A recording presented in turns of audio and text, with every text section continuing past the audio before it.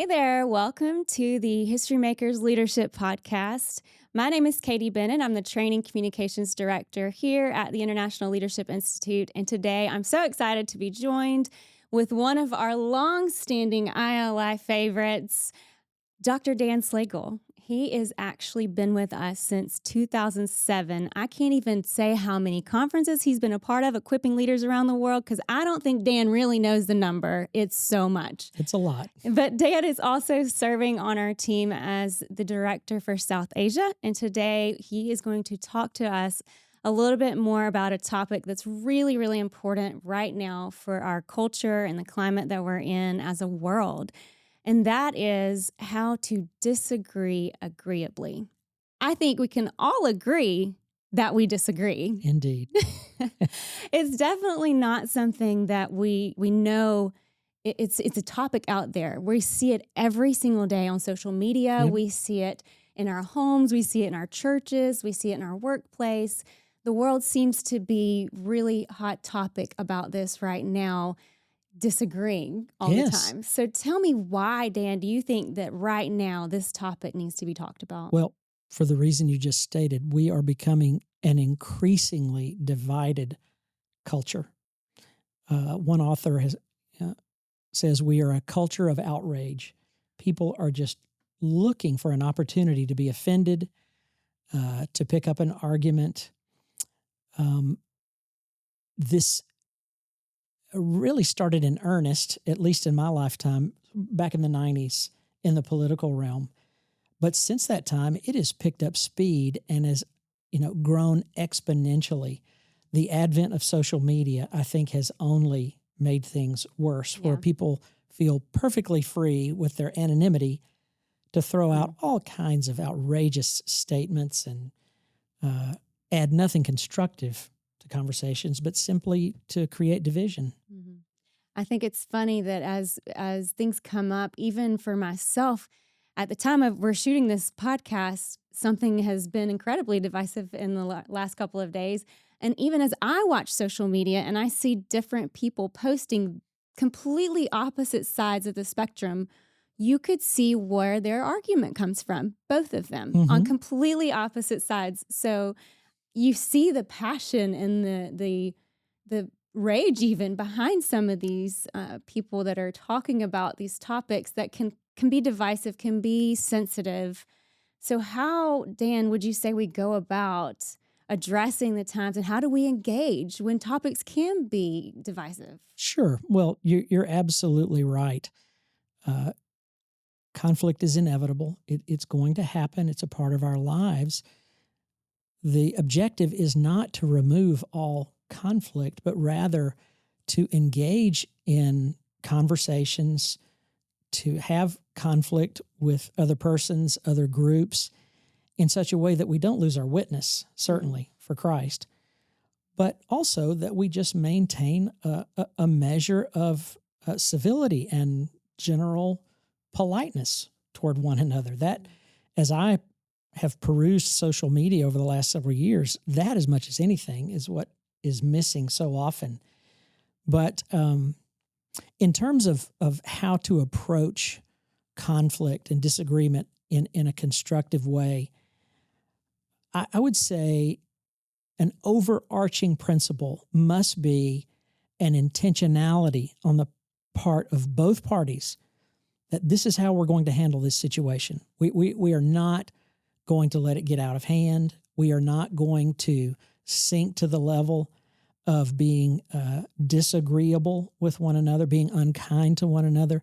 I think if we come at the situation with just that, first of all, okay, I'm going to be this way. I'm going to be Christ-like in this. We're off to the races. Now, beyond that, several principles that I have been taught, some I've had to learn the hard way because I've engaged in unhealthy sorts of debates and conversations. The first one, I would say, I have to give credit to Ted Lasso, of all people. In season one of the episodes, he's engaged in some debate with another individual, and he brings up the principle of being curious. I think a good way to begin any discussion, particularly one that has the potential to lead to division, is to not come armed and loaded Right. to get our point across, but to be genuinely interested in learning Mm. from the other person. Yeah. It's so easy to caricature another person or their position and begin to do battle with that rather than what they're really trying to say Mm-hmm. or what the real issue is. I think if we would take a little time to simply explore, get out of our echo chambers, Mm-hmm. you know, we listen to the same newscasters, we listen to the same preachers, we listen to the same, explore, live a little, get out and hear what other people have to say about things, I think is a great Yeah. starting point there. It's funny because that kind of goes back to earlier when I said there was a topic that's hit recently and I could see both sides of the argument from their standpoint. It's almost that moment where you take a step back, take a breath, take a deep breath, and like you said, be curious about where are they coming from. That phrase, put yourself in their shoes. Yeah. And the best way, I think, to satisfy that curiosity is to listen. Mm. That's easier said than done, right? Indeed. Listening, there's an art to it, Yeah. and there's a discipline to it. The more passionate we are, the easier it is for us to be thinking about what we're going to say, Right. rather than really hearing what is the other person saying to me and thinking about their points objectively, carefully, before we then respond. Mm. Marriage is a good place to practice this. We should do that first. Always listen to our spouse, right? Absolutely. That's a great place to start. Absolutely. Absolutely.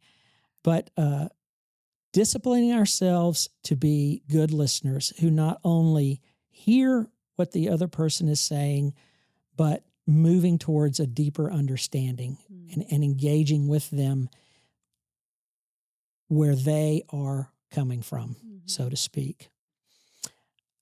I think it's important once the discussion has begun to always stick to the topic at hand. If we're talking about X, let's talk about X. Let's avoid the temptation to drag A, B, C, Right. J, H, K into all of this, either in an attempt to bolster our argument or to distract the other person, or because we've lost our temper and we're just saying things that really are not pertinent to the conversation at all. Even if we agree beforehand, this is what we're talking about. And this is what we're going to stick with. Yeah. And disciplining ourselves to stay on topic. That's good. And how I want to hit something you said a second ago that brings a question to my mind. You said, even if we get, angry or upset and the tempers flare, how do you separate emotion when you are passionate about a topic that Sure. is sensitive? Sure. Well, I think a starting place is to keep a finger on the emotional pulse of the conversation. That requires both self-awareness, what's going on in my mind and my heart with my emotions, and having good powers of observation. What's happening with the other person? What's their body language communicating? The pitch of their voice, the speed with which they're speaking, maybe the color of their face. Is it turning increasingly red? As we move through the conversation, just like a monitor on a heart patient, you see that regular beep, beep, beep, click. We need to be paying attention to that. And if we feel emotion rising within us, that's when judgment calls need to be made about, okay, there's nothing wrong with emotion. That's a God-given gift. But how are we going to express that? Are we going to venture into the realm of unkindness, meanness even?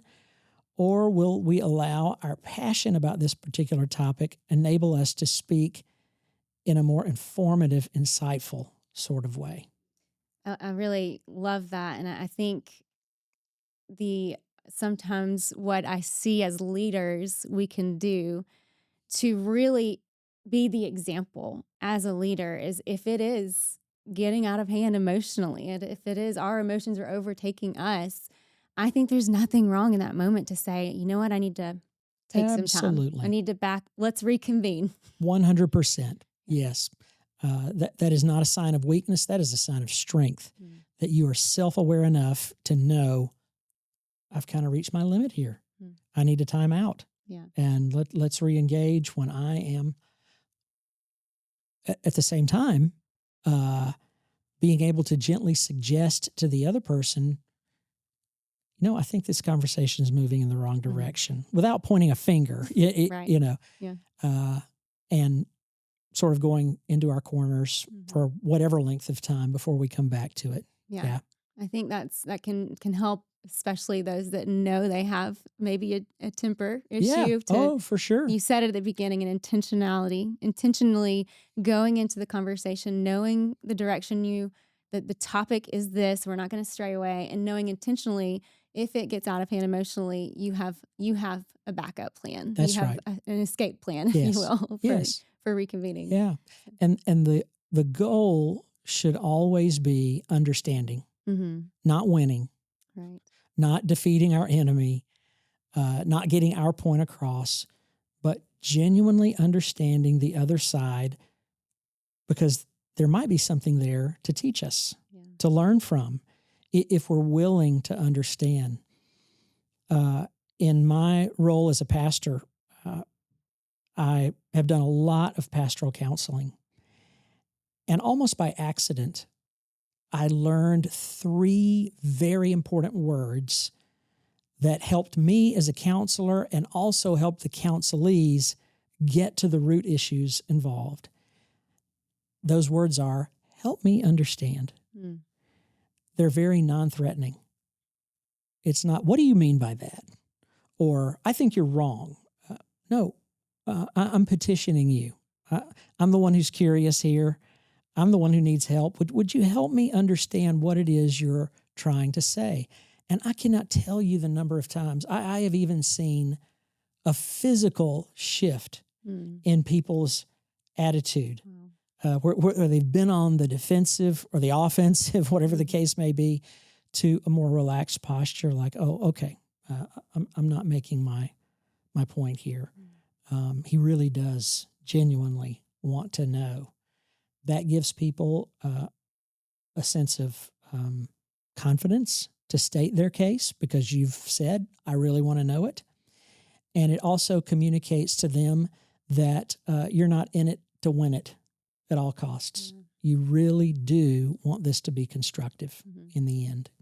I think that feels that sense of leaning in, that you're leaning in to them. And when people feel that you're not just there to push your agenda, but you're leaning into understanding them and to seeing their side of things, it really does diffuse even the ones that feel like they're getting threatened and attacked. So I love that. Tell me those 3 words again. We need to write, if you're listening, write these down. Help me understand.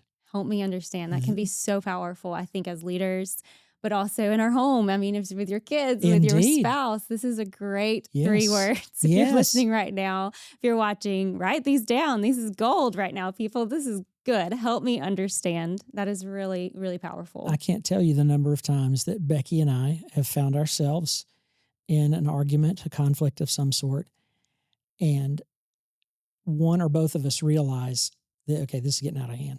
Tempers are beginning to flare. This isn't healthy.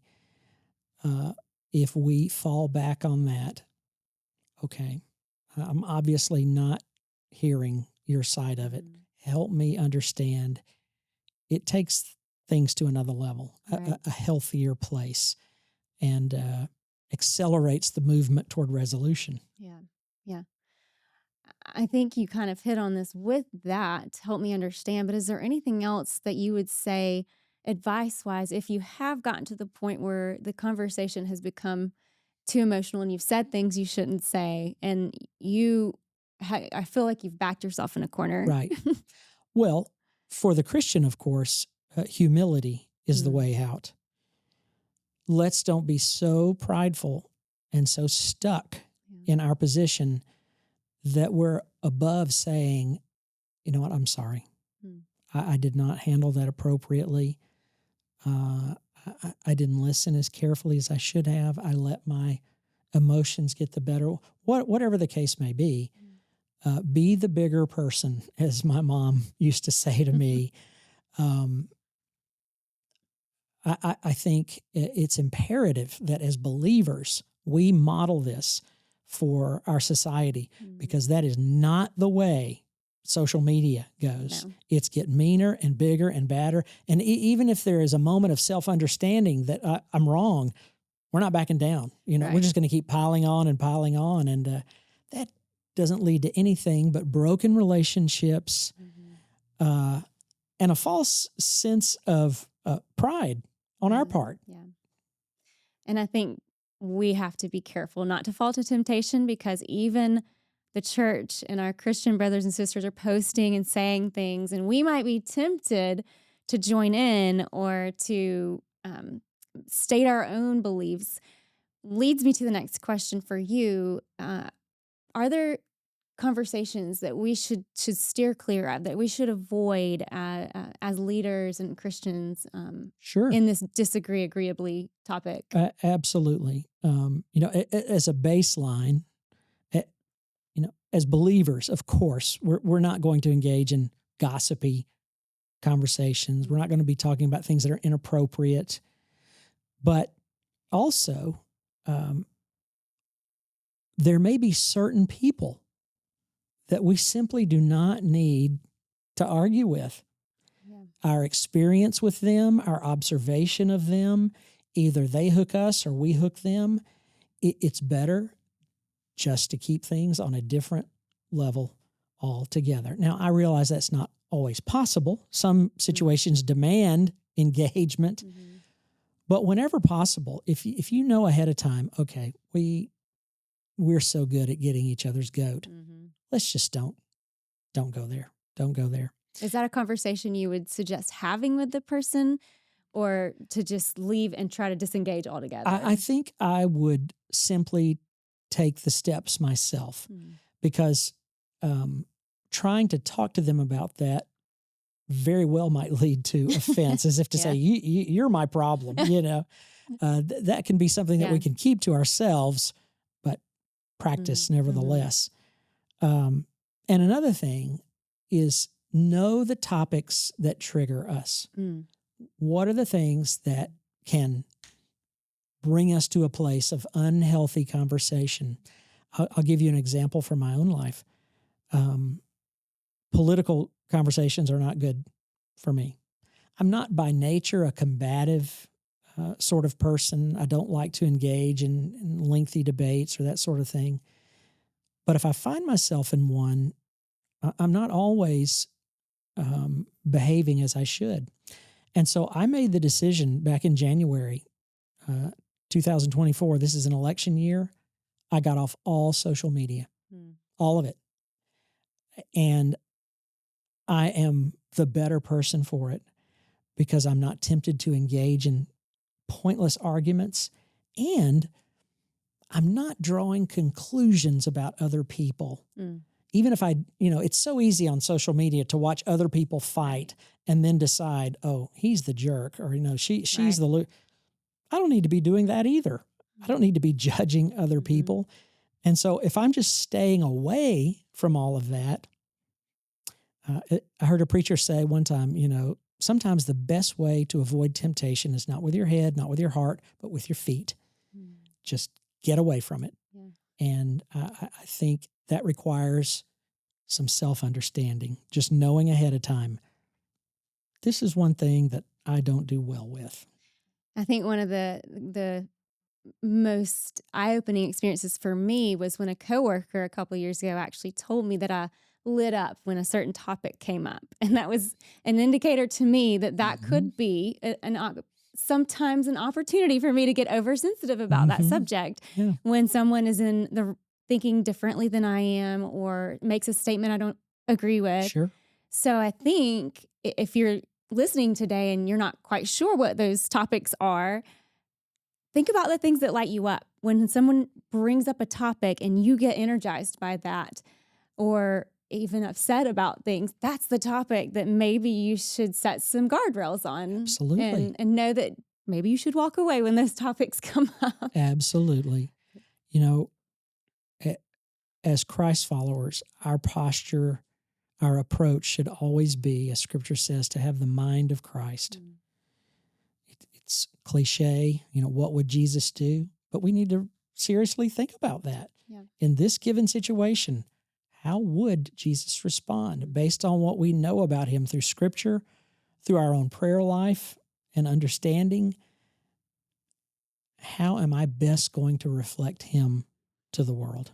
And I think it's so special this week. My kids are at a camp studying the fruits of the Spirit, and they talked so at length about being connected to the vine. And if they're connected to the vine, they're going to bear fruit. Amen. And talking with my kids about that today just brings that point full circle back to what we're talking about. If you're connected to the vine, if you're connected to the source of bearing that love, that patience, the goodness, all those things, it will be reflected in the times that buttons are pushed. Yeah, for sure. So For with sure. all of this, I want to talk about the ending as you come to a point where you do want to disagree agreeably.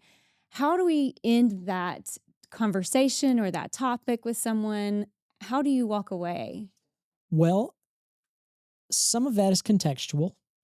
Sometimes, as we have said, the conversation comes to an end because we realize this isn't going anywhere positive. I'm choosing to step out of this. But it doesn't always have to be that way. I think the potential is always there to come to a place of agreement. If I've been sufficiently curious, if you've been sufficiently curious, if we've truly heard and understood one another, there just might be an opportunity for both of us to grow and come to a place of agreement. That, of course, is not always going to be the case. And so in some situations, the appropriate thing to do is simply to say, I hear you, but I think in this instance, we're just going to have to agree to disagree. And never make it personal. Yeah. It's not about the person. Yeah. Try to keep it objective to issues. And if we keep it on the issues, then it's perfectly fine just to walk away. Right. It's when we make it about the person that we can't talk about walking away, breaking the relationship. That's not the goal. So let's keep it out here. And as long as it's outside of us and we're keep making that the main focus, then there's nothing wrong with saying, well, you see it one way, I see it another. God bless you. Mm-hmm. I think that's really powerful. If you're able to do that, it creates that space to not judge, to not have notions about someone that maybe not true because of that one topic that you didn't agree on. But it's also goes way back to the beginning of our topic here is intentionality. Yeah. It is so good if we can set out all those parameters ahead of time and be intentional, because if not, the water becomes muddy It and does. it's hard to see the lines distinctly, and we do take it personal, and so I think that what you're talking about today is so relevant for our world and what's happening all around the world now, both politically and economically, and just the world at large being so connected. So I'm so glad we got to talk today. Is there any other nuggets of gold that you have not mentioned that you want to bring up before we close today? Well, the only thing that I would reiterate is what you shared regarding your boys, staying connected to the vine. There's no substitute for that. If we try to do these things in our flesh, guaranteed failure. But if we are keeping in step with the Spirit, if we're filled with the Spirit, we're staying connected to Jesus, then we have upped the chances immeasurably that we'll come through this thing successfully and in such a way that honors Christ. Yeah. And I think the beautiful way to end all of this is to just say it's all about prayer. We've got to stay connected and pray through these situations that we're not going to agree on everything. Right. We're not going to see black and white. Sometimes we do disagree. And for us to remain in prayer with the true source of truth Yes. is the only way we can get through that. So, Dan, thank you for being here today, for all the Sure. wisdom that you bring, for all the many years that you've been traveling the world equipping leaders. We know that your impact is truly eternal. So we couldn't thank you enough for being here You today. bet. And we just hope that you've gathered some great nuggets from today's podcast, and we can't wait to see you back next time.